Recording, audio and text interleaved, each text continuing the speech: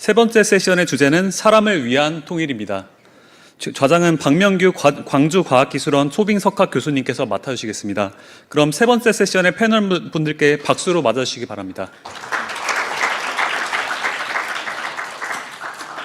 네, 여러분 안녕하십니까? 세 번째 세션 사회를 맡은 박명규입니다. 늘 세 번째 세션이 되면 마지막 세션이기도 해서 좀 피곤해지실 수도 있는데 오늘 이 구성 자체가 매우 흥미롭게 되어서 아마 세 번째 세션에 더 관심이 집중되지 않을까 생각도 합니다. 오늘 저희 이 전체 프로그램의 그 메인 화두라고 할까요? 제목에도 나왔듯이 분단 80년의 성찰이라고 되어 있습니다. 분단 80년을 성찰하는 과정에서 첫 파트에서 정치 분야에서는 결국 그 성찰해 보니 80년 동안 통일 얘기는 하면서 많은 정책들이 집행은 됐지만 냉탕, 온탕, 이쪽 저쪽 왔다 갔다 하면서 지속 가능한 통일 정책이나 담론이 잘 확보되지 못했던 문제가 있고, 그런 상황에서 지금 적대적 이국가론 상황까지 와서 여러 가지 새로운 과제들을 지금 안고 있다, 이 얘기를 하셨고, 두 번째 세션에서는 분단 80년을 돌아보니 북한은 폐쇄 경제로 일관하면서 경제적으로 매우 피폐해졌고, 남한도 상당히 경제적으로 부상해서 세계 10위권에 왔지만 지금 성장 잠재력에 상당한 한계를 보이고 있고 장차 하락할 가능성이 높다, 이런 전망 속에서 통일이 하나의 대안이 될 수 있지도 않을까 하는 이런 발표를 해주셨습니다.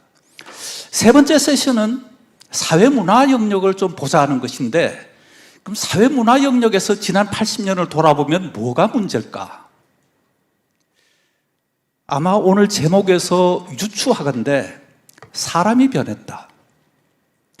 지난 80년 동안 남북한의 사람이 변했다. 이 부분을 살펴보지 않을 수 없다는 문제의식이 담겼다고 생각합니다. 남북한 주민들이 80년을 지나면서 하나의 국가를 형성하고 있었던 기억이 이제 거의 사라졌습니다. 다 이제 분단된 이후에 태어난 사람들로 남북한 주민이 구성되었습니다. 우리 내부에서도 그 경험들이 달라져서 6070 세대와 2030 세대가 가지는 생각이 매우 달라졌습니다. 통일에 대한 사람들의 생각, 기대, 감정 자체가 달라졌습니다. 사람이 변했는데 이 변한 사람을 통일의 문제, 분단의 문제와 묶어보면 어떤 성찰을 할 수 있고 어떤 과제를 얘기할 수 있을까? 이게 아마 세 번째 세션의 포인트가 아닐까 생각합니다. 그래서 이 세션을 통해서 어떻게 사람이 이 통일의 새로운 주역이 되고 어떻게 사람이 통일의 희망을 줄 수 있는 주역이 될 수 있을까? 이런 부분을 이 세 번째 세션에서 생각할 수 있으면 좋지 않을까 생각합니다. 거기에 맞게 발제자와 토론자를 모셨습니다. 이 발제는 북한대학원대학교의 김성경 교수께서 해주실 터인데, 아마 오늘 제목에서도 보시다시피 우리가 현재 겪고 있는 이 변화한 사람들의 문제 속에서 이 분단의 문제, 통일의 문제를 어떻게 생각할 수 있을까를 아주 깊이 천착한 발제를 해주실 것이고요. 토론자로는 두 분을 모셨습니다. 한 분은 연세대학교 국학연구원에 계시는 이지연 박사신데, 사회학자로서 북한의 그 노동자들 연구를 쭉 해오신 분입니다. 또 한 분은 최규빈 박사신데 지금 통일연구원에서 인권실장으로 계시고 영국에서 학위를 하시면서 남북한 문제와 여러 가지 현안 관련 연구를 해오시는 분입니다. 발제자, 토론자 세 분께 여러분 박수를 좀 보내주시기 바랍니다. 예, 그러면 발제를 청해 듣겠습니다. 발제는 20분에서 25분 사이를 활용해 주시고 맥시멈 25분을 지켜주시기를 바라고, 이게 저희 마지막 세션이기 때문에요. 끝나는 시간은 맞춰드려야 하거든요. 다 이제 퇴근도 하셔야 되고 하니까, 또 우리 카메라맨도 끝나 있어야 하고, 그러니까 이 세 번째 세션에는 질문은 서면 질문만 받겠습니다. 아무래도 시간을 좀 관리하기 좋기 위해서 그러니까요. 들으시면서 궁금하거나 또 질문하시거나 코멘트 하시고 싶은 것은 무엇이든지 말씀해 드릴 터이니 질문지에 질문을 적어서 제출해 주시면 감사하겠습니다. 예, 그러면 김성경 교수님 발제를 청해 듣겠습니다. 네, 예, 감사합니다. 저는 이번에 발제를 맡은 북한대학원대학교의 김성경입니다. 이렇게 뜻깊은 자리에 초청해 주시고 또 제가 가지고 있는 생각들을 좀 같이 나눌 수 있는 기회를 주셔서 감사드립니다.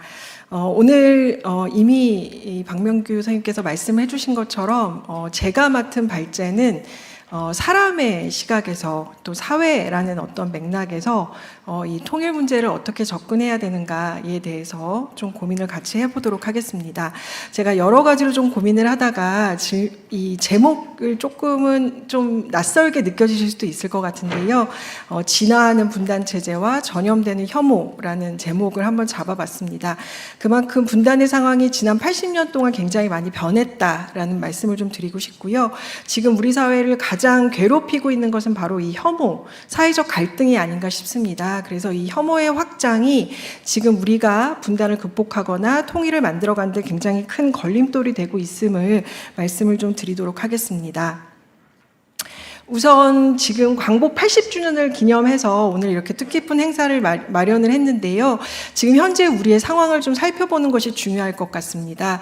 제가 더 설명드리지 않아도 국내외적으로 굉장히 어려운 상황은 분명해 보입니다. 신냉전이라는 말씀도 드릴 수 있을 것 같고요. 최근에는 전 세계에서 큰 전장이 세 개가 동시다발적으로 이루어지고 있는 그런 상황에 도래하고 있습니다. 또 국내적으로는 경제적 양극화로 인해서 굉장한 많은 사회적 갈등이 만들어지고 있고, 그리고 경제적으로 더 이상 성장할 수 없을 것이라는 어떤 비관론 같은 것들이 확장되고 있습니다. 남북관계 역시 마찬가지인 것 같습니다. 남북관계 2018년도에 평화 프로세스가 진행이 되다가 결국 그것이 좌초되고 난 이후에 지금까지 그 어떤 남북 사이의 대화 채널도 유지되고 있지 않은 최악의 남북관계에 도래하고 있다, 이런 문제가 있습니다. 근데 이런 상황을 좀 돌이켜 봤을 때 분단 문제는 과연 한국 사회에서 어떻게 작동하고 있는가, 이런 것을 살펴보는 것은 굉장히 중요할 것 같은데요. 제 생각에는 이 분단의 멘탈리티라고 제가 이제 표현을 했는데, 분단은 일종의 양가적인 방식으로 작동하고 있는 것이 아닌가라는 말씀을 좀 드리고 싶습니다. 그러니까 우리 사회의 어떤 큰 안보적 위기나 특히 여러 가지 한국 사회의 그 어려움이 만들어졌을 때는 우리는 이제 정말 무의식적으로 자연스럽게 북한을 떠오르게 됩니다. 그만큼 실존적으로 우리의 어떤 위협의 대상으로 북한이란 존재는 여전히 우리의 어떤 무의식 속에 작동하고 있는 것으로 보이고요. 근데 또 다른 측면에서는 설마 한반도에서 전쟁이 나겠어? 전쟁은 불가능한 거 아니야? 그리고 북한이 설마 저렇게 못 사는 나라 북한이 아무리 핵무기가 있어도 우리에게 어떤 군사적인 위협을 가할 수 있겠어? 북한 침공의 어떤 비현실성도 굉장히 깊숙하게 작동하고 있습니다. 그러니까 이 두 개가 같이 동시적으로 작동하고 있는 것이 현재 북한 분단 80주년을 맞이하는 한국 사회의 어떤 현 주소가 아닐까라는 생각이 좀 들고요. 이것은 과연 왜 그럴까 좀 살펴보면 우리는 지금 북에 대해서 굉장한 거리감을 가지고 있습니다. 그리고 지금 한국을 중심으로 하고 있는 일종의 K민족주의, 한류뿐만 아니라 우리가 경제적 성장을 이뤄냈다라는 그런 여러 가지 자부심이 덧붙여지면서 우리만의 국가 정체성도 만들어지고 있고요. 한미 동맹에 대한 어떤 그 무한대적인 신뢰, 그리고 북한 핵능력에 대한 무관심, 이런 것들이 같이 작동하는 시기가 아닌가라는 생각이 듭니다. 제가 여기 이미지를 하나 넣었는데요. 그 이미지가 뭐냐면 김포 애기봉 생태공원점 스타벅스입니다. 근데 저는 이게 굉장히 재밌다고 생각이 들었어요. 제 학생들이 여기에 가서 요즘 사진 찍는 게 인스타에 굉장히 그 핫한 어떤 거라고 그러더라고요. 근데 이게 이제 제가 좀 찾아보니까 세계에서 가장 위험한 곳에서 스타벅스 커피를 마시세요. 뭐 이런 식의 어떤 마케팅 포인트 같은 것들을 마련한 것으로 보여요. 그리고 이 스타벅스점이 이제 개점을 했었을 때 국가 유공자분들을 많이 초청을 해서 스타벅스 마시면서 북한을 한번 보십시오. 이런 식의 마케팅도 했습니다. 이게 바로 한국사에서 북한을 소비하는 방식이라는 거죠. 그러니까 일종의 이 당시에 파주 시장님이 오셔서 뭐라고 얘기를 하냐면 관광과 안보를 같이 겹쳐서 우리가 뭔가 상품으로 내놓겠다.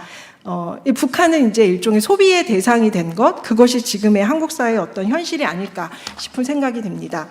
그만큼 북한은 어떤 위기이자 무관심 그런 대상이 되었습니다. 물론 예전처럼 적대적이고 굉장한 위협감으로 받아들이지 않는다는 것은 어떤 기회가 될 수도 있습니다.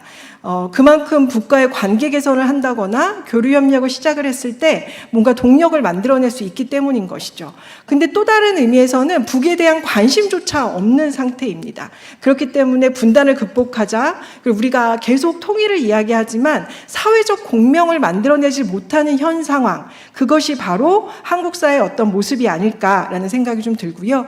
최근에는 이 분단 체제가 진화했다, 제가 그런 말씀을 드렸는데 최근의 양상들을 보면 단순히 북만을 어떻게 보면 혐오의 대상이나 적대의 대상으로 두는 것이 아니라 북이 아닌 다른 대상을 혐오와 적대의 대상으로 보고 있는 현상들도 보이게 됩니다. 이거는 기존에 있던 분단 체제가 진화하고 있는 모습이 아닐까. 특히 혐중이라는 단어로 우리가 표현할 수 있는 분단 체제, 분단 현상이 진화하고 있다. 이런 말씀도 좀 드릴 수 있을 것 같습니다. 그리고 제가 강조하고 싶은 것 중에 하나는 지금의 양태는 혐오의 정서가 굉장히 확장되고 있는 상태라는 것입니다. 제가 여기 정동이라는 표현을 썼는데요. 영어로는 affect라고 많이 표현하는 새로운 개념인 것 같습니다. 근데 이거는 이제 예전에는 우리가 의식 수준, 인식 수준에서 경험하고 있는 적대감이 아니라 몸이 연루되어 있는, 몸으로 연결되는 어떤 감정들을 주로 정동이라는 표현을 많이 쓰는데 특히 한국 사회에서는 지금 혐오의 정동이 굉장히 확산되고 있고 그 혐오의 정동이 확산되는데 결정적인 역할을 하는 것은 물론 분단도 있고 경제적 양극화도 있고 정치적 양극화도 있겠습니다만 기술의 발전도 중요한 역할을 하는 것으로 보입니다. 그러니까 기술 네트워크가 확장되면서 많은 사람 정말 몸으로 혐오를 경험하고 있는, 실제로 내가 물리적인 경험을 하고 있지 않아도 이제 3D 환경이라고 얘기하잖아요. 이제 여러 뭐 동영상이나 이런 것들을 보면서 그런 혐오의 경험을 하고 있는 상황이 바로 한국의 상황이다. 이런 말씀을 드릴 수 있을 것 같습니다. 자, 그래서 그러면 이러한 분단 상황은 어떻게 만들어진 것이냐? 오늘 1세션뿐만 아니라 2세션에서 정말 다양한 논의들, 정치적인 부분들, 경제적인 부분들을 말씀해 주셔서 제가 굳이 더 많이 보태지는 않아도 될 것 같은데요. 이제 우리의 의지에 의해서 분할된 것이 아니라는 거죠. 그러니까 이 광복 이후에 분할되는 과정에서 보면은 미국의 어떤 영광급 장교들이 그냥 아무렇지도 않게 자로 선을 그어서 분할 통치의 라인을 그었다는 거, 그 사실을 알고 이제 우리 모두가 굉장히 많은 충격을 받기도 했는데요. 그렇게 우리의 의지에 의한 것이 아닌 분할 통치가 전쟁으로 이어졌고 또 그 전쟁이 결국은 종전이나 평화협정으로 끝난 것이 아니라 정전이라는 어떤 굉장히 불안정한 체제로 끝나게 되면서 한국 사회는 분단 체제라는 것이 수립된 것이 아닌가 이런 생각을 갖고 있습니다. 그만큼 분단을 매개로 남북의 사회, 정치, 경제가 연결돼서 작동한다라는 게 바로 분단 체제론, 특히 이제 백낙정 선생님이 많이 말씀하시는 분단 체제론의 주요 논점이 아닐까 싶습니다. 그리고 얘기하는 게 바로 그런 거죠. 특히 이제 80년대까지만 해도 남북의 권위주의 정부가 결국은 분단을 활용해서 자신들의 권력을 강화하는 방식으로 국내 정치를 운영해 왔다라는 게 하나의 논점일 것 같습니다. 근데 이렇게 만들어진 분단 체제가, 분단 상황이 우리에게도 기회가 있었습니다. 바로 글로벌 탈냉전이었던 것이죠.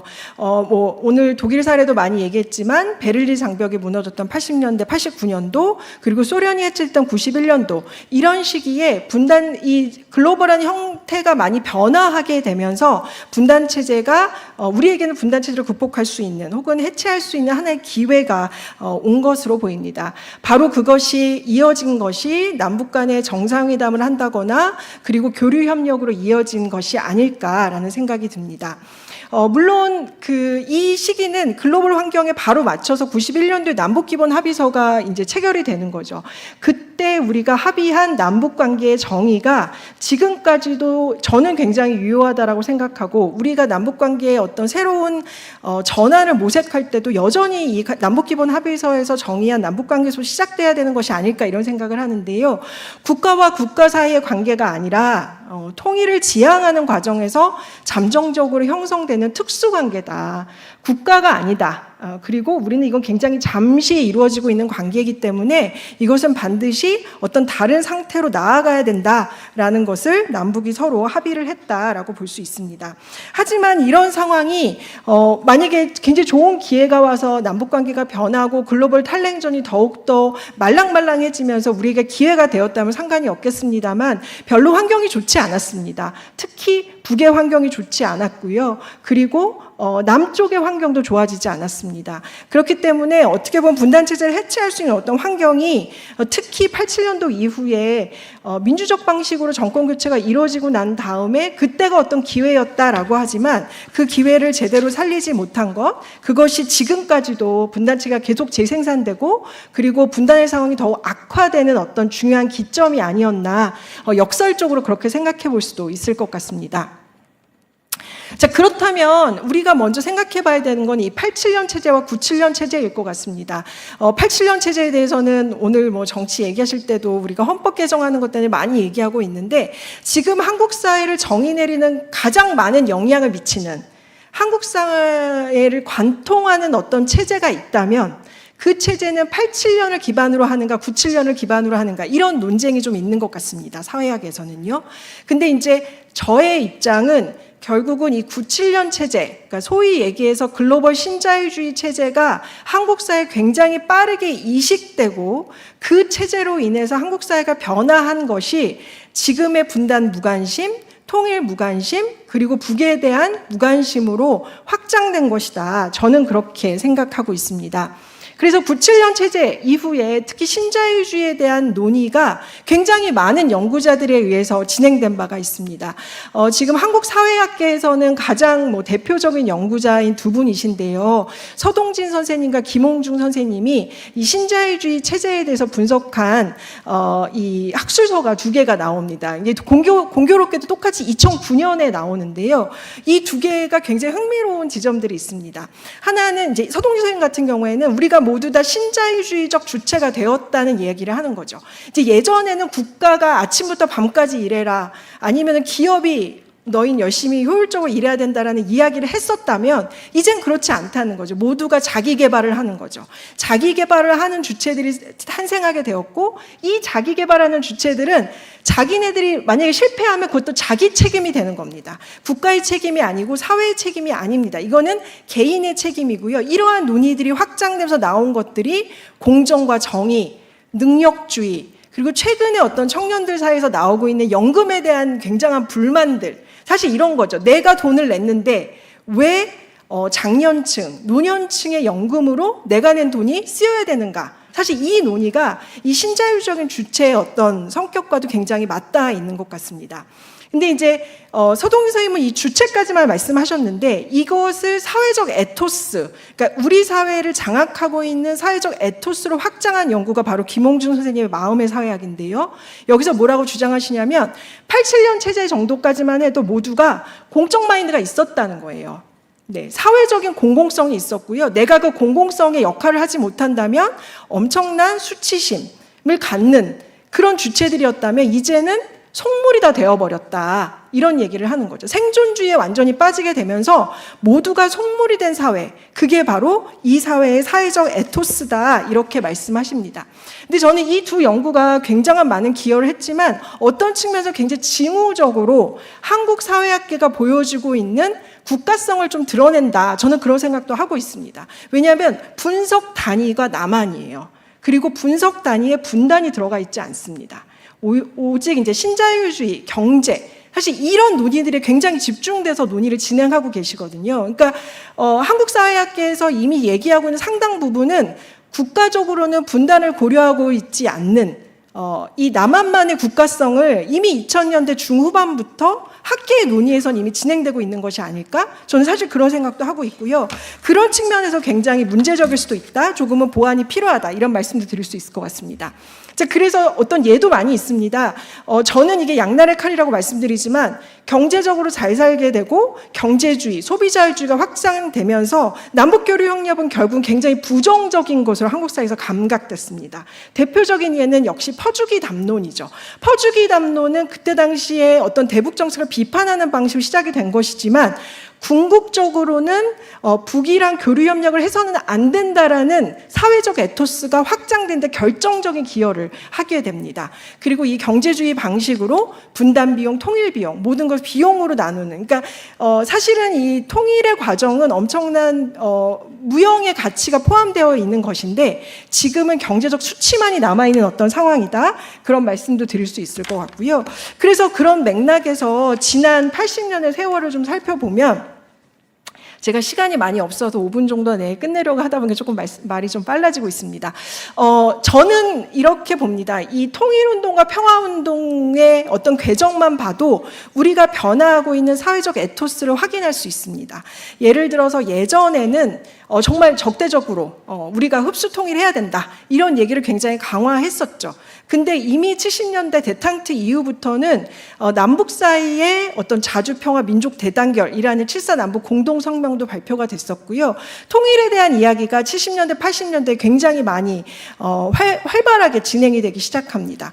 그리고 뭐 시민사회에서는 NCCK에서 나온 88선언 같은 것들이 굉장히 중요한 이정표라고 하는데 여기서 이 기독교인들이 뭐라고 얘기하냐면 기독교의 정신은 그게 아닌데 우리가 북을 적대했다. 우리가 북을 굉장히 부정적으로 생각했다. 사랑으로 보지 않았다는 걸 죄책 선언을 하고 난 다음에 결국은 한반도는 군축하고 주한 미군 문제라든가 평화협정을 논의해야 된다라는 얘기를 담아내고 있습니다. 그러니까 사실은 80년대 탈냉전 그 시기에 이미 통일운동 진영 내에서도 뭔가 민족 통일만 강조하는 것이 아니라 뭔가 평화와 군축으로의 담론의 전환의 기미 같은 것들, 그런 작은 씨앗들이 있었다라고 말씀드릴 수 있을 것 같습니다.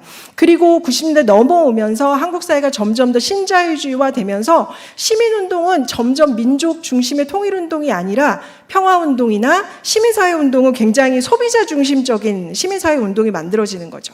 89년도에 경실련, 91년도에 녹색연합, 94년도에 참여연대 이런 그 단체, 지금 우리 현 상황에서 가장 활발하게 활동하고 있는 시민단체들이 이 시기에 이 활동을 시작했다라는 말씀도 드릴 수 있을 것 같습니다.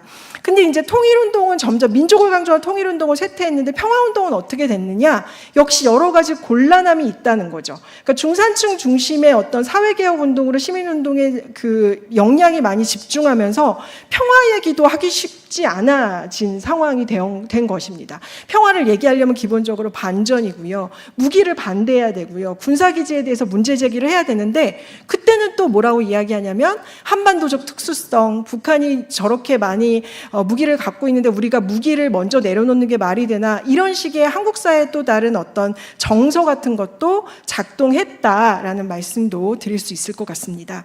물론 잠깐 기회는 있었습니다. 북한의 식량난 때 인도적 지원을 실행했던 여러 가지 시민단체들이 만들어지고 그 시민단체들이 지금 30주년이 되었는데요. 이 시민단체들이 했던 그 패러다임이 지금은 어떻게 보면은 종언을 좀 고한 것이 아닌가 이런 생각이 들 정도로 평화운동 자체도 어려운 한계에 봉착했다라고 말씀드릴 수 있을 것 같습니다. 대표적인 평화운동 제가 몇 개의 글에는 소개했는데 뭐 매항리라든가 이라크 파병 반대운동, 평택 미군기지 반대운동, 그리고 일본군 위안부 운동, 이런 것들이 되게 중요한 의미를 지녔던 것 같습니다.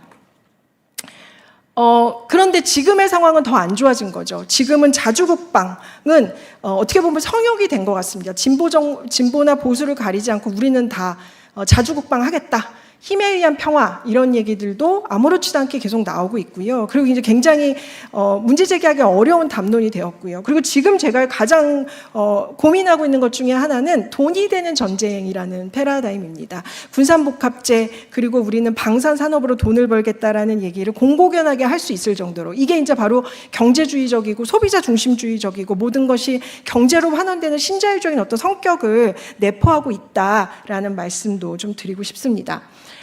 그래서 제가 얘기하고 있는 거는 한국 사회가 너무 많이 변했고 경제 중심으로 변했는데 그러면서 우리 사회를 장악하고 있는 아까 신자유적인 정동 이런 말씀 드렸는데 혐오가 굉장히 확산되어 버렸다는 거죠. 근데 이 혐오의 확산 부분은 아까 말씀드린 것처럼 정말 기술도 굉장히 중요한 부분이기 때문에 꼭 한반도만의 문제는 아닙니다. 이건 전 세계적인 문제고 전 세계적인 극우의 준동의 핵심은 혐오 정동이다 이렇게 얘기할 수 있을 것 같습니다. 그래서 많은 사회학자, 여성학자들은 혐오에 대해서 지난 10여 년간 많은 연구들을 해왔고요. 제가 누스바움이라든가 그다음에 아메드의 논의를 좀 가지고 와서 이 혐오가 얼마나 폭력적인지 왜냐하면 그 혐오는 결국은 혐오의 대상으로 지명되는 어떤 집단을 인간이 아닌 동물적인 것으로 취급하고 사회에서 완전히 추방하려는 어떤 정동이기 때문에 공존이 불가능한 겁니다. 그래서 그 공존이 불가능한 혐오의 대상으로 누가 지목되는가 이건 사실은 그 사회가 어떻게 보면 만들고자 하는 어떤 지향 같은 것들을 보여준다는 측면에서 굉장히 문제적이기도 하고 세심한 분석이 필요한 측면이 있기도 합니다. 그리고 문제는 더 큰 거는 이 혐오가 그냥 정서에만 매몰되는 것이 아니라 실제적인 행동으로 나간다는 거죠. 미국에서도 국회의사당 난입 사건이 있었고요. 우리도 서부지법 같은 경우에서 그런 혐오가 어떻게 정말 극단적인 어떤 행동으로 만들어지는가를 충분히 알고 있습니다. 근데 이제 제가 여기서 좀 더 강조해서 말씀드리고 싶은 거는 예전에는 정말 막 종북 현복 이런 식의 언어들이 굉장히 많았어요. 막 빨갱이 다 따옴표 치는 겁니다. 제가 드리는 말씀은 아니고요. 이런 식의 혐오의 언설들이 많았습니다. 이건 사실은 한국 전쟁에서 온 어떤 몸의 감각 그리고 무의식적인 감각도 분명히 중요한 역할을 할 거라고 생각하는데요. 최근의 상황은 이제 북으로만 충분하지 않은 방식으로 전환이 된 거죠. 왜냐하면 분단의 문제가 더 이상 남북의 문제로만 우리 사회에선 강박되고 있지 않은 것으로 보입니다. 그래서 지금의 청년들의 모습을 보면 주로 중국, 맞죠? 그리고 다른 어떤 이게 이제 물론 글로벌한 현상일 수도 있습니다. 미중 전략 경쟁 상황에서 오는 어떤 위기감, 그리고 경제적으로 중국과의 격차가 너무나 좁아졌기 때문에 거기서 오는 경제적 위기감, 이 모든 것이 섞여서 지금은 오히려 북보다 더 중국에 대한 적개심, 혐오 이런 것들이 확장되고 있는 양상입니다. 그리고 여기서의 이제 젠더적 갈등도 많이 늘어나는 거죠. 중국을 굉장히 혐오하는 마음이 청년들 사이에서 많이 늘어나면서 또 여성과 남성 사이에서 어떤 갈등, 징집제를 둘러싼 갈등 이런 것들이 확장되고 있습니다. 그래서 저는 이 중국 혐오를 보여주는 또 몇 가지 사건 중에 하나는 얼마 전에 이제 건국대학교 앞에서 보여줬던 혐중 시위 이런 것도 굉장히 폭력적이다라는 생각도 했었고, 그리고 이제 이게 젠더 문제로 확장되면서 이제 어떻게 보면은 여대의 성지라고 할 수 있는 가장 대표적인 이화여대에 남성들이 들어가서 물리적인 폭력을 가하고, 그리고 그런 폭력이 아무렇지도 않게 자행되는 그런 현상들이 바로 지금 우리가 마주하고 있는 어떤 혐오의 모습이 아닐까라는 생각이 듭니다. 한 3분만 더 말씀드리면 될 것 같은데요. 그래서 이제 한국 사회 에토스가 이런 식으로 좀 전환이 되었다. 그러니까 북이 비가시화된 거죠. 그리고 북의 자리에 중국이라는 새로운 어떤 혐오의 대상이 부상하고 있습니다. 그 혐오의 대상은 지금 우리 사회가 두려워하는 것, 진짜 두려워하고 있는 것들을 일정 부분 투영해서 보여주는 것이다. 징후적으로 보여주는 것이다. 이게 이제 제가 좀 드리고 싶은 말씀이었고요. 근데 그러면 어떻게 해야 될 것인가? 근데 그럼에도 불구하고 한국 사회는 엄청난 분단으로 인한 문제가 있죠. 그리고 여러 가지 갈등의 근원의 뿌리는 전쟁과 분단이 여전히 분명합니다. 그럼 이 문제를 우리는 어떻게 해결해야 될까 생각을 하다 보니까 저는 이제 여기서 이제 어떻게 보면은 최근의 상황은 이 불완전한 어떤 주체들의 페이션스, 이건 이제 제가 가져온 얘기가 아니라 김홍준 선생님 논문에서 제가 가지고 온 건데요. 그러니까 행위성이 없을 거라고 생각했던 굉장히 수동적인 사람들이 견뎌내는 힘, 그 견뎌내는 힘이 엄청난 사회적 변화를 만들어내는 것을 우리가 본 것이 아닌가라는 생각을 갖고 있습니다. 몇 년 전까지만 해도 한국 사회를 장악했던 어떤 정동은 소멸이었어요. 소멸, 멸망. 이런 거죠. 젊은 사람들은 특히 멸망 이런 얘기 굉장히 많이 했거든요. 이거는 이제 문화 이런 드라마 같은 걸 보시면은 지옥 이런 것들을 다루는 이게 사실 문화적으로 굉장히 징후적으로 보여주는 거거든요. 한국을 도망쳐라, 헬조선 나가라. 정 안 되면 뭐 다른 나라로 가라. 근데 이제 지금 우리는 다른 나라 갈 수도 없잖아요. 미국 상황이 더 안 좋고 유럽 상황이 더 안 좋은 상황에서. 그리고 이 당시에 그 젊은 여성들 사이에서는 사비, 내게 하지 않는다라는 걸로 뭐 연애도 하지 않고 결혼도 하지 않고 출산도 하지 않는 이런 식의 운동이 일어날 정도로 일부러 이제 일종의 아이를 낳지 않는 거죠. 내 미래를 볼 수 없는데 남의 미래를 어떻게 봐. 다음 세대를 왜 만들어. 이런 식의 의식이 굉장히 확산되는 어떤 현상이 있었다. 근데 그 현상을 단순히 이제 정말 큰 위기인가? 라고만 생각해서는 안 된다라고 김홍준 선생님 얘기하시고 계시는데요. 김홍준 선생님 그 역사 철학 태제를 가지고 와서 항구적 파국이라는 개념을 가지고 와서 이야기합니다. 이게 이제 우리가 점점 나아질 거라는 진보적 역사관을 가지고는 절대 이해하지 못하는데 사실 모든 순간은 항상 여러 가지 문제점들이 켜켜이 쌓여있는 파국적인 순간을 이야기하는 것이다. 바로 지금의 삶이다. 그러니까 지금의 이 순간이 가지고 있는 여러 가지의 문제를 직시하는 것, 그리고 이 문제가 어디서부터 도출됐는지를 밝혀내는 것이 중요하다. 이렇게 얘기하고 있습니다. 그러면서 강조하는 것은 바로 감수자의 힘, 이런 얘기를 하는 거죠. 감수자의 힘은 뭐냐면 여태까지 여러 가지 사회적 갈등이나 불만이나 이런 모순을 견뎌내는 사람들, 사실 굉장히 수동적으로 본 사람들, 그 사람들이 결코 수동적인 게 아니라는 거예요. 어느 순간에 그것이 바로 행위 형성적인 감수력으로 확산될 수 있다. 그게 바로 행위 형성적 페이션스이다. 이렇게 주장하고 계십니다. 저는 이제 최근에 한국 사회를 변한 어느 변화의 동력이 어디 있을까라고 생각해 보면 지금 여러 젊은 청년들, 특히 여성들이 만들어내는 그런 이 감수력, 이것을 좀 주목해야 되는 것이 아닐까라는 생각이 들고요. 그리고 이제 어떤 측면에서 이 감수자들은 다시 또 감수자가 되었죠. 이 뭐 여러 가지 국면이 지나고 난 다음에 다시 10, 20, 30 여성들은 다 지워진 상황인데 이 여성들의 정치적 경험이나 감수력은 언제든지 다시 뿜어 올라올 수 있는 것이다. 자, 그래서 우리가 고민해야 될 것은, 우리가 이 사회를 이해하고 고민해야 될 것은 이 감수하고 있는 사람들이 어떻게 행위성을 만들어가야 될 것인가, 그것을 끌어내는 어떤 작업들, 이런 작업들을 고민해야 된다라고 생각하고 있습니다. 그래서 그 논의들을 해보자는 거죠. 지금 우리가 정말 이 상황이 어떤 것인지를 정확하게 평가하고, 그리고 그들이 감수하고 있는 것의 모순이 무엇인지를 확인하고, 그것을 어떻게 하면 분단 모순과 연결해서 분단 극복이 그들의 일상을 장악하고 있는 여러 가지 폭력과 연관되어 있는지를 알리고, 그리고 그것을 통해서 분단 해체해 나갈 수 있는 행위자로 전환될 수 있는 국면을 만드는 것, 그것이 가장 중요하지 않을까, 뭐 이런 생각을 갖고 있습니다. 그래서 저는 마지막으로 좀 드리고 싶은 말은, 이제 통일이라는 말은 너무 큽니다. 그리고 추상도도 너무 높고요. 통일을 얘기할 때는 어디서부터 시작하지, 뭐 너무 많은 문제들이 있는 것 같습니다. 근데 이제 계속 통일이란 얘기를 하기보다는 어떻게 보면 이미 시민들은 공존의 통일로 전환되어 있을 수도 있다. 근데 우리가 오히려 그 공존의 통일이라는 모델을 제대로 포착하고 있지 못한 것이 아닐까? 학계나 정책이 그것을 제대로 파악하지 못하는 것이 아닐까? 그런 자성을 하면서 이번에 분단 80주년을 좀 다시 한번 고민을 해야 될 것 같고요. 적어도 앞으로 우리에게 남겨진 시간이 얼마나 더 있을지 모르겠습니다만, 분단 90주년, 분단 85주년이 될 때는 똑같은 이 비슷한 얘기를 하는 것이 아니라 뭔가 다른 어떤 해결책을 갖고 이야기할 수 있는 것을 준비해야 되겠다, 그런 다짐을 하면서 제 발제를 마치도록 하겠습니다. 네, 감사합니다. 네, 감사합니다. 아마 들으시는 청중들께서는 좀 생소한 학자들의 용어도 아마 느끼셨을 텐데요. 내용적으로 보면은 굉장히 풍부한 최근의 내용을 다 담고 계신 거죠.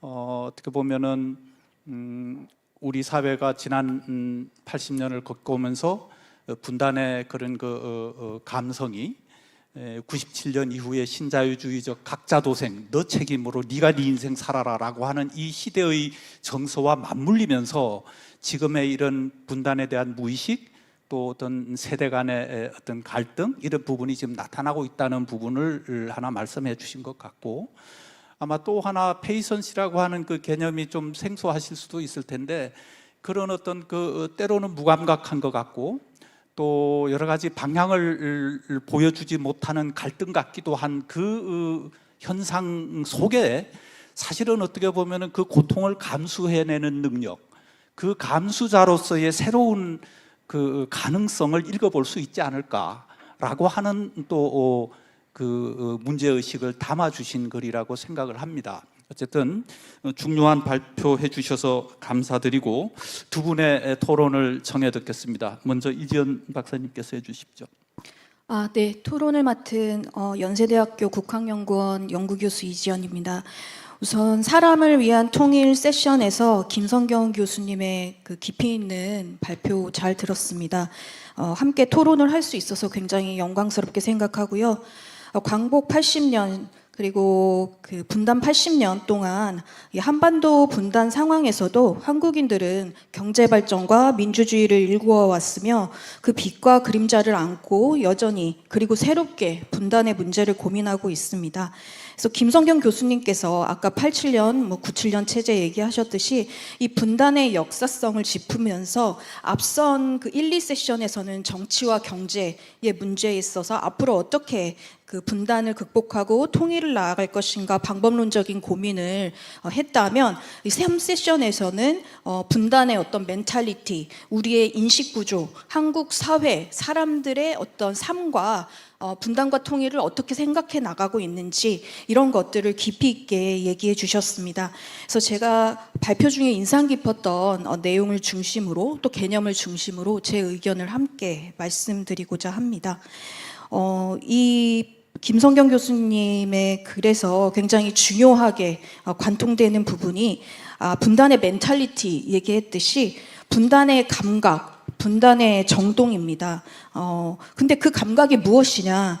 사실 우리 한국 사회에서는 이 민족 그리고 국가를 형성하고 우리가 산업화, 경제 발전을 해오고 또 민주화, 민주주의를 이루면서 우리가 겪었던 그 분단 체제 하에서 겪었던 굉장히 특수한 지역적인 감각, 다른 나라 사람들은 이 분단의 감각을 가질 수 있을까 생각하게 됩니다. 그렇지만 동시에 국제적인 냉전, 지금 탈냉전에서 신냉전까지 또 글로벌 캐피탈리즘, 우리가 글로벌 경제하에서 우리가 경쟁해야 되는 것, 또 중요하게 지적해 주신 신자유주의 등과 연동되어 있는 또 우리에게는 굉장히 보편적이고 세계적인 감각과도 연결되어 있다는 점을 우리는 생각해야 된다고 생각합니다. 그런데 이 분단의 감각, 그래서 우리에게는 어떻게 보면 집단적인 공통된 어떤 무의식적 구조를 형성하는 데 있어서 이 분단 멘탈리티는 사실은 우리가 깊게 또 생각하지 않을 수 없는 부분인데요. 근데 저는 이 부분에서 이 분단의 멘탈리티, 분단 체제를 얘기할 때 중요한 속성이 뭘까? 하나는 분단의 이분법, 영어로 표현하면 바이너리 시스템이라고 할 수 있겠는데요.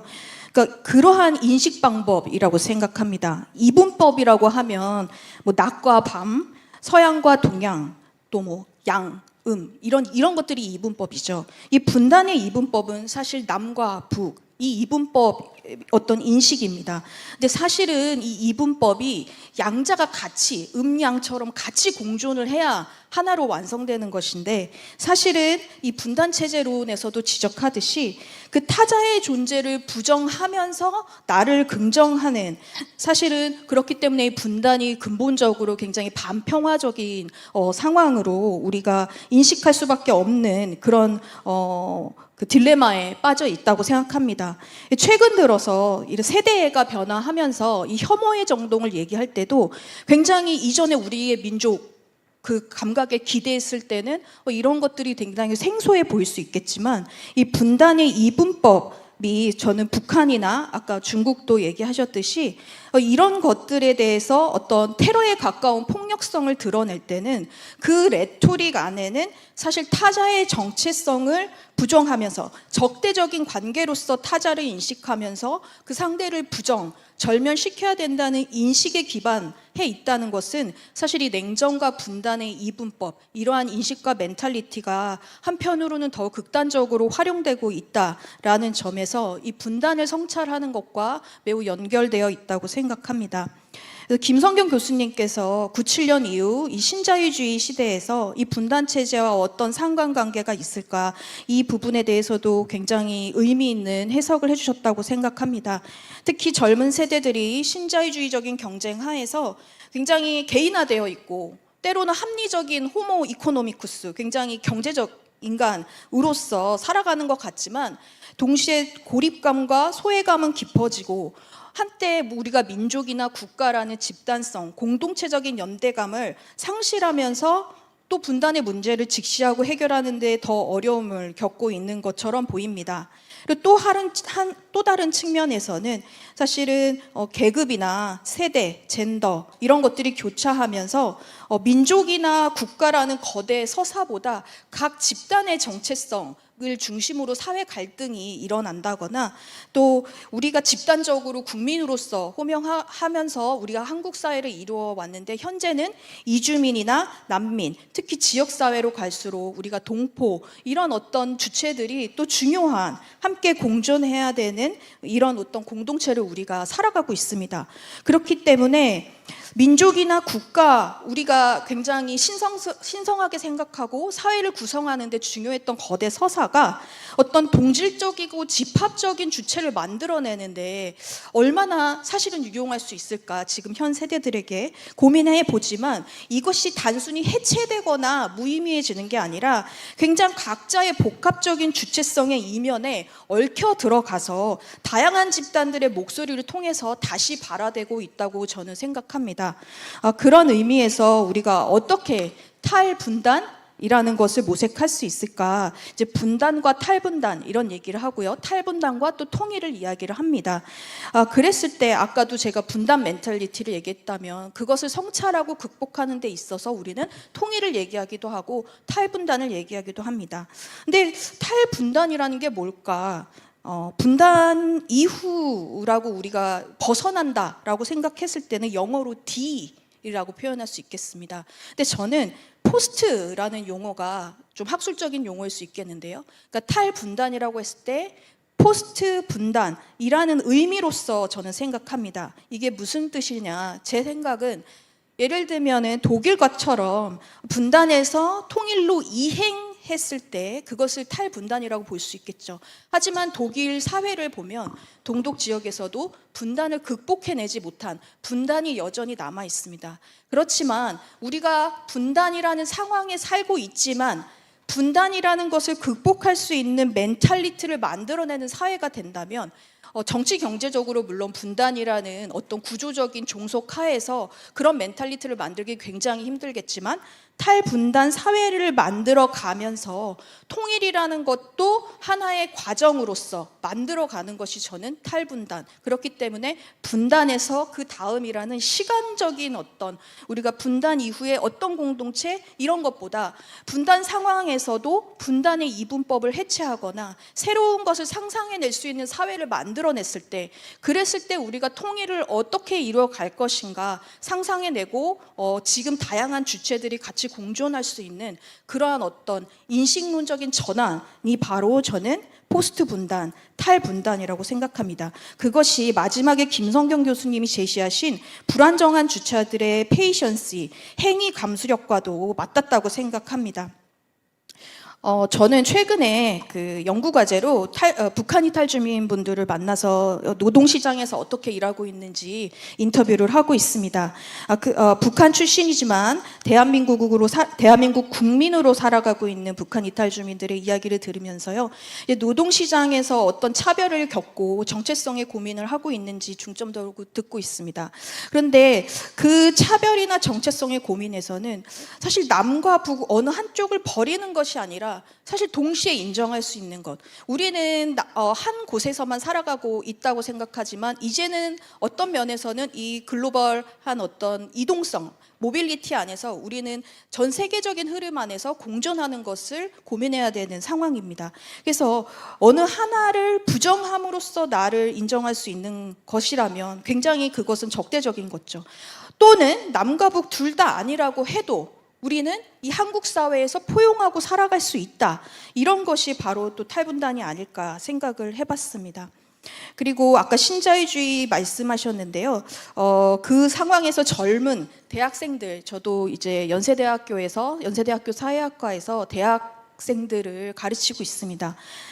이 대학생들, 젊은 세대들이 통일에, 우리 이전 세대만큼 민족이나 통일에 대해서 무관심하거나 어떤 그 감각이 다르다라고 합니다. 그래서 통일에 대해서 좀 점점 무관심해지는 것이 아닌가, 이런 걱정을 하고 있지만요.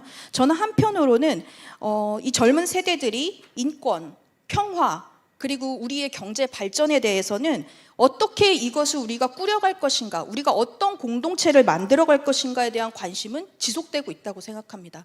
그래서 사회적인 관점에서 봤을 때 젊은 세대들이 생각하는 민족이나 이전의 국가라는 거대 서사가 아니라 경제도, 평화도, 인권도 좀 더 열려있는 다면적인 주체들의 어떤 주체성들 속에서 우리가 통일을 상상해 나가는 것이 중요하지 않을까. 오히려 젊은 세대들에게 기존의 통일 담론들이 와닿지 않는 것이지 어떻게 우리가 새로운 통일 담론을 만들어갈 것인가에 대해서 무관심한 건 아니라고 생각을 하거든요.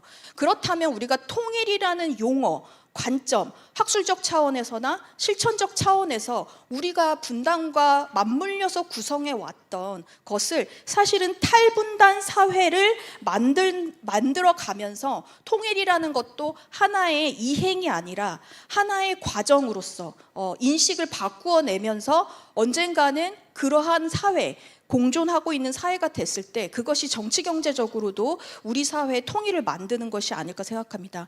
독일의 사례를 많이 얘기하지만 이행하는 방식으로서의 통일이 됐을 때 그 이후에도 치르는 비용은 분단의 이분법이 여전히 작동하고 있다는 것이죠. 우리가 한반도에서 새로운 공존하는 공동체를 만드는 것을 통일이라고 했을 때 지금 우리가 당면한 분단의 이분법, 적대성, 이런 어떤 분단 사회를 탈분단 사회로 인식을 바꾸어 간다면 이후에 통일이 되었을 때도 어떻게 보면 독일보다도 그러한 어떤 이후에 그런 어떤 또 다른 분단의 잔재를 해결해야 되는 것이 아니라 그것 자체를 현재적으로 해결해 가면서 정치 체제나 경제 체제로서 우리가 하나의 통일을 만들어 가는 조금 더 어떻게 보면 역순이 될 수도 있겠죠.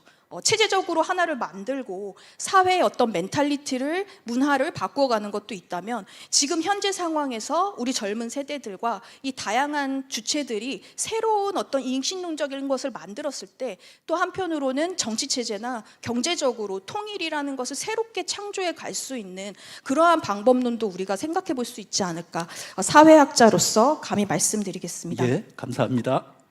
시간이. 예, 최길균 박사님. 네, 토론의 기회를 주셔서 대단히 감사합니다. 사실 이제 마지막 토론이어서 다들 이제 시계를 보고 계신 것 같아서 제가 좀 가능한 짧게 좀 말씀을 좀 올리도록 하겠습니다. 사실 제가 김성근 교수님 글을 좋아하고 이렇게 자주 읽는데 굉장히 저한테 좀 어려웠습니다.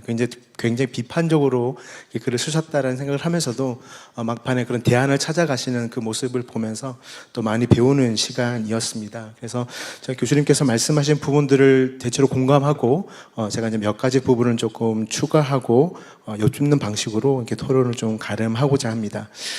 첫 번째는 정말 맞습니다. 북한에 대한 무관심이 굉장히 우리 사회에 팽배해 있다는 거는 뭐 이미 잘 알려진 사실인데 또 한편으로는 여전히 우리 사회 안에서는 북한에 대한 위협감도 굉장히 높아져 있는 것이 아닌가라는 생각을 했습니다. 물론 그 위협감에 대한 무감각 또 있을 거라고 생각합니다.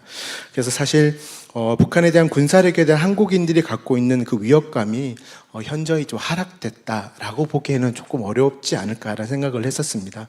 일례로 2024년 서울대학교 통일평화연구원의 조사에 따르면 북한의 무력 도발 가능성이 얼마나 있냐라는 생각하는 질문에 65%가 가능성이 있다. 그다음에 같은 조사에서 핵무기 보유에 대해서 위협감을 느끼십니까? 라는 응답에 86%가 그렇게 응답하셨습니다. 북한의 대남 무력 도발에 대한 위기와 불안의식이 우리 사회에는 여전히 형성되어 있고 북한의 핵 보유를 상당히 심각한 안보 위협으로 여전히 인식하고 있는 것이 아닌가라는 생각들을 해왔었습니다.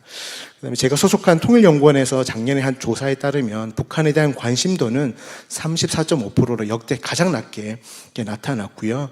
전쟁을 경험한 세대를 제외하면 모든 세대에서 북한에 대한 무관심이 높게 나타났던 것은 분명한 사실입니다. 그런 한편으로 북한이 적과 통일을 원하고 있다고 응답한 비율은 사실 거의 50%로 2018년 이후 가장 높은 수치를 기록했고요. 세대와 이념에 관계없이 한국이 틈을 보이면 북한이 한국을 공격할 것이다라는 응답이 57.4%로 상당히 우세했습니다. 즉 북한의 대남 공격 가능성에 대해서는 우리 사회가 여전히 인정하고 있다라는 생각을 하게 되면서 북한에 대한 굉장한 무관심과 더불어서 굉장히 위협감을 느끼고 있고 그 위협감을 다시 또 무감각하게 느끼고 있는 감성이 한국 사회에 있는 것은 아닌지 조심스럽게 좀 생각을 해보고요. 그 다음에 그 분단 체제론에 대한 성찰이 이 연구와 이 논문에 있어서 굉장히 관통하는 핵심적 태제라고 저도 생각을 해왔었습니다. 특별히 제가 이 연구에서 김성인 교수님 발제해서 굉장히 주목했던 부분이 그 한국 사회의 신자유주의와 그 분단 체제의 상관관계를 주목하신다는 부분에 있어서 굉장히 놀랍고 굉장히 동의했던 부분이고 굉장히 중요했던 부분이라고 생각합니다. 그렇다면 저는 한편으로 이 분단 체제론이 물론 흔들리는 분단 체제도 있고 그 안에 많은 변곡이 있지만 굉장히 북한 사회와의 어떤 변화를 어떻게 설명할 수 있을까? 그런 부분에 대한 지점에 대한 분석이나 인사이트가 조금 궁금했었습니다. 분단 체제하에서 북한 사회가 고정됐던 것이 아니고 남과 북의 사이에서 계속 진화해 왔던 부분도 있는데 이런 것들에 대한 상관성은 설명해낼 수 있는지라는 부분이 좀 궁금했었고요.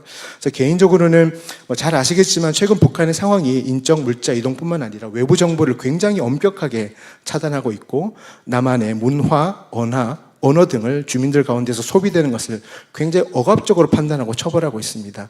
이런 남북 관계 단절, 그다음 북한의 민족과 통일 거부의 입장이 물론 분단 체제 하에서의 형성되어지는 어떤 체제와 재생산 가운데서 이루어지는 우리 모두의 책임일 수도 있지만 어떤 분단 체제 관점이 과연 최근 북한이 굉장히 핵무력 증강을 하고 사회 통제를 굉장히 강화하는 듯한 이런 체제 내부적인 굉장히 이익에 기반한 이런 모습들, 이런 억압적인 모습들을 상대적으로 강구할 수 있는 것은 아닌가, 이런 비판을 조금 유보할 수 있는 가능성이 있는 것은 아닌가라는 점에서 조금 교수님 의견을 조금 궁금했었습니다. 그 다음에 정말 이 특수관계라는 부분입니다. 앞선 세션에서도 말씀하셨고 김 교수님께서 말씀하셨다시피 사실 1990년 이후로 남북관계는 사실상 남한과 북한의 관계가 국가 간의 관계가 아니라 통일을 지향하는 과정에서 형성되는 특수 관계를 근간으로 두고 모든 교류 협력이나 인도적 지원, 남북 간의 관계, 대화, 신뢰 형성 등을 해왔다라고 저는 생각을 해왔습니다.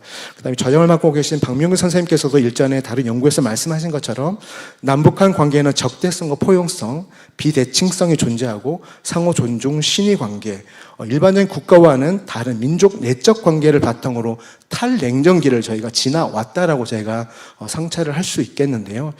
그러나 많은 분들이 지적하시는 것처럼 북한이 적재도 두 국가 선언을 하고 신냉전이 도래했다라고 많은 분들이 얘기하고 계시고 규범과 규칙 기반 질서가 도전을 받고 있는 지금 이때 남북 간 관계는 굉장히 더 복잡해진 것은 아닌가라는 생각을 합니다. 이런 상황에서 어떤 국가와 민족과 국가 일치 문제, 적과 형제 이중 정체성의 문제, 대립하는 두 체제를 뛰어넘을 수 있는 새로운 공동체 가능성에 대한 부분들은 교수님의 문제의식에서 우리가 좀 어떤 방식으로 이 문제를 좀 출발해야 하는지 굉장히 어려운 질문인 걸 알지만 좀 고견을 부탁드립니다.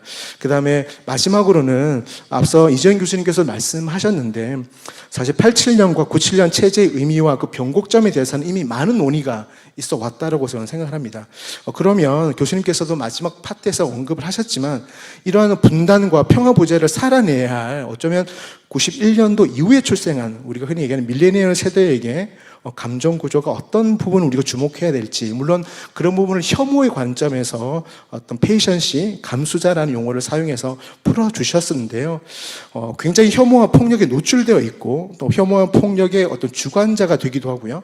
어떤 세대보다 굉장히 각자 도생을 해야 하는 앞으로의 어떤 분단 지속의 시대를 지금에 앉아 계신 많은 선생님들보다 더 많이 살아내야 할 우리의 다음 세대에게 이 적대적 남북 관계를 어떻게 대체해야 한다는 어떤 설득과 논리가 교수님의 그런 사고 체계에서 더 이어질 수 있는 부분이 있으신지 조금 고견을 부탁드리면서 제 토론을 마감하도록 하겠습니다. 이상입니다. 예, 최 박사님 감사합니다. 김성경 교수님 이 답변을 생각하실 동안에 플로어에서 세 분이 논평 겸 질문을 보내주셨습니다. 간단히 소개해드리죠. 이 김호석 님이 이런 코멘트 겸 의견을 주셨네요. 사람을 위한 통일, 이게 되려면 기본적으로는 결국 사랑의 통일이고 남녀의 통일이니까 남북 간에 지금 좀 이 혼인과 출산이 이루어질 수 있는 어떤 가능성, 그래서 지금 남북 모두 인구 소멸과 지방 소멸을 염려하는 상황에서 장기적으로 이런 어떤 인구 대책과도 관련된 인구의 어떤 사람의 통일 문제를 생각할 필요가 있지 않겠나, 이제 이런 코멘트를 주셨고요. 또 한 분께서는, 이분은 제가 성함은 없는 것 같습니다. 고 이어령 선생님께서 눈물의 공동체를 말씀하신 적이 있다고 합니다. 그런 면에서 보면 지금 우리 사회 안에 정말 여러 가지 대립, 또 혐오, 긴장 이런 것들이 강화되는 속에서 의회나 정치가 이런 부분을 제대로 통합시켜내지 못하는 그런 상황에서 보면 정말 이런 정동과 어떤 우리의 정서에서 어떻게 이 하나로 묶어낼 수 있는 공동체적 요소를 찾아낼 수 있을까? 이어령 선생님이 얘기하신 눈물의 공동체라는 표현을 만약에 활용한다면 페이션시라고 하는 감수라고 하는 함의도 어떤 문제로 지금의 이 나뉘어져 있는 사람들의 정서를 묶어낼 수 있는 요소를 발견할 수 있을까? 이런 뜻의 코멘트이신 것 같습니다.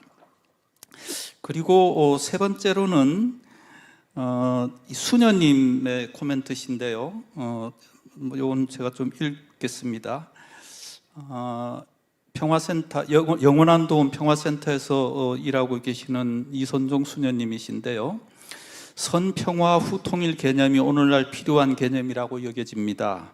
평화에 대한 감수성이 없기 때문에 계속 이런 갈등과 혐오가 확대되는 것 같습니다. 그래서 지금이야말로 통일 담론보다는 평화 담론으로 가야 될 때가 아닌가 생각합니다. 이게 이제 이 수녀님의 말씀이네요. 그래서 결국은 그런 의미에서 이건 재단에 드리는 말씀입니다만은 통일과 나눔 재단도 평화와 나눔 재단으로 이름을 바꿔주시면 어떠실까 하는 의견까지도 주셨습니다. 어쨌든 평화 담론의 중요성을 이선종 수녀님께서 말씀해 주셨습니다. 어쨌든 세 분 다 코멘트에 해당하시는 것이라고 생각하기 때문에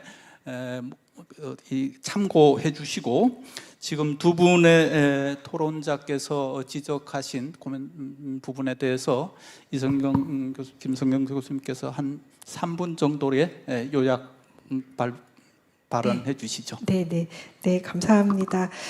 두 박사님 두 분, 제가 평소에 너무 좋아하고 존경하는 두 분 오셔서 정말 날카롭고 새로운 얘기를 해주셔서 저도 공부가 많이 됐고 고민을 많이 할 수 있었습니다.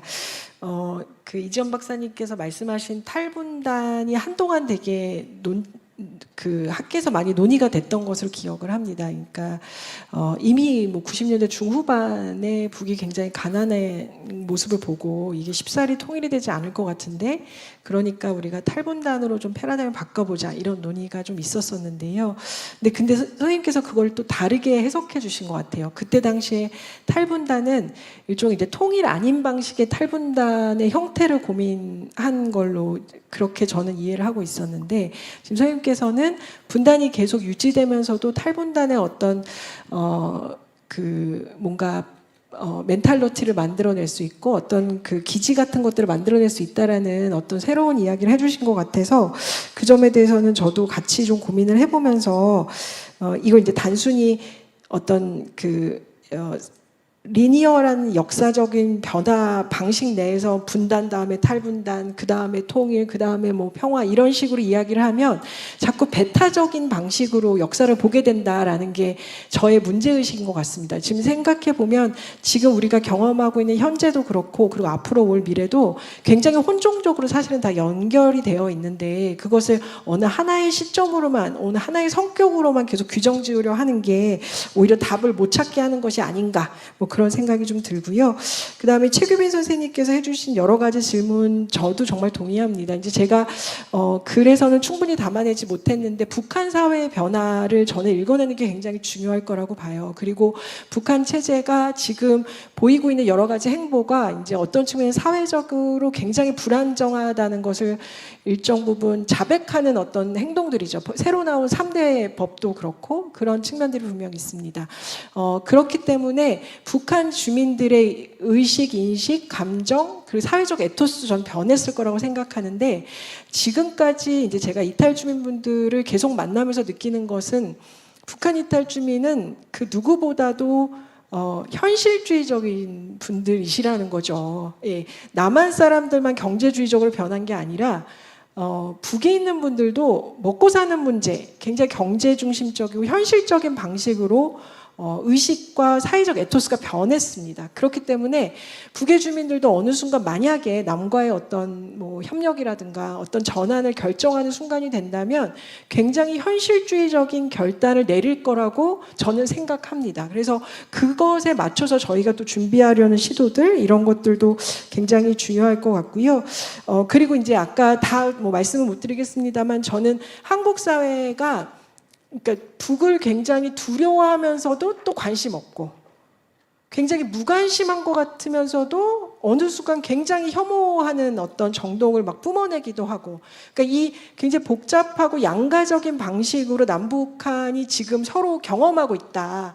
근데 그 맥락을 잘 이해할 필요가 있다라는 생각이 좀 드는 거죠. 그러니까 지금 어느 순간에 무관심한, 그러니까 그냥 현재의 분단 모순을 감수하고 있는 이 사람들이 어느 순간이 열릴 때, 그리고 어떤 기회가 만약에 그게 정부가 됐건 뭐 아니면 글로벌한 어떤 평화의 모멘텀이 오건 어떤 순간이 열릴 때 그들이 조금 더 통일지향적으로 혹은 평화지향적인 행위자로 전환될 수 있게끔 준비하는 것이 가장 중요하겠다. 지금 우리가 할 수 있는 것은 바로 그 사회적 역량을 만들어내는 것, 그게 통일 준비의 다른 이름이 아닐까, 뭐 그런 생각을 좀 갖고 있습니다. 네, 저는 여기서 말씀드렸습니다. 네, 감사합니다. 시간이 이제 됐습니다. 오늘 다 뭐 발표 토론을 통해서도 느끼시겠고, 이미 우리가 일상에서 경험하고 있겠지만은 그동안 우리 사회도 참 많이 변했고, 남북한 간에도 참 큰 변화를 경험했지요. 어쩔 수 없이 사람들은 달라졌고 생각도 많이 다릅니다. 남북 간의 차이도 커졌고요. 우리 사회 안에서도 생각들이 매우 달라서 이제는 가족 안에서도 밥상에서 얘기를 그렇게 아무거나 하기 어려운 상황이 됐습니다. 이건 현실이고 아마 당분간 바뀌기 어렵지 않을까 싶습니다. 점점 달라지겠죠. 점점 개성적이 되고 점점 다양해질 텐데, 저는 요즘 그 사회학자 중에 에밀 듀르켐이라는 사회학자가 이런 얘기를 한 적이 있습니다. 사람들이 하나로 뭉치는 것은 두 가지 방식이 있다. 하나는 같아서 뭉치는 거다. 같으니까, 같은 색깔, 같은 생각, 같은 문화기 때문에 뭉치는 것, 이게 하나 방식이고, 또 하나는 다르기 때문에 뭉치는 거다. 달라서 같이 시너지를 갖지 않으면 이 관계와 이 시스템을 유지할 수 없는, 그래서 다르기 때문에 연결되고 통합되는, 이게 하나의 방식인데, 디르케미 보기로는 발전하고 성숙한 사회는 후자다. 저는 남북이 어쩔 수 없이 많이 달라질 것이고, 우리 사회 안에도 끊임없이 사람이 달라지면서 갈등하겠지만, 그러나 그것 자체가 운명적으로 우리 내부의 혐오와 갈등을 가져올 것이라고 생각할 필요성은 없고, 오히려 그것 때문에 통합되어야 하고, 그것 때문에 서로를 인정해야 되고, 그것 때문에 이 서로를 연대하는 방향으로 가는 필요성과 동력을 찾아낼 계기도 충분하다. 그걸 위한 노력을 앞으로 좀 더 기울여야 하지 않을까, 이런 생각을 하게 됩니다. 장시간 이렇게 경청해 주시고, 또 이런 좋은 행사를 기획해 주신, 또 올해 10주년을 맞은 통일과 나눔 재단 관계자 여러분들께 감사를 드리면서 이번 세션 이것으로 마치겠습니다. 여러분 감사합니다. 예, 오늘 마지막 세션 좌장을 맡아주신 박명규 교수님과 발표와 토론을 해주신 김성경 교수님, 이지영 교수님, 최규빈 실장님께 다시 한번 감사의 말씀드립니다. 예, 이상으로 오늘 컨퍼런스를 마치도록 하겠습니다. 감사합니다.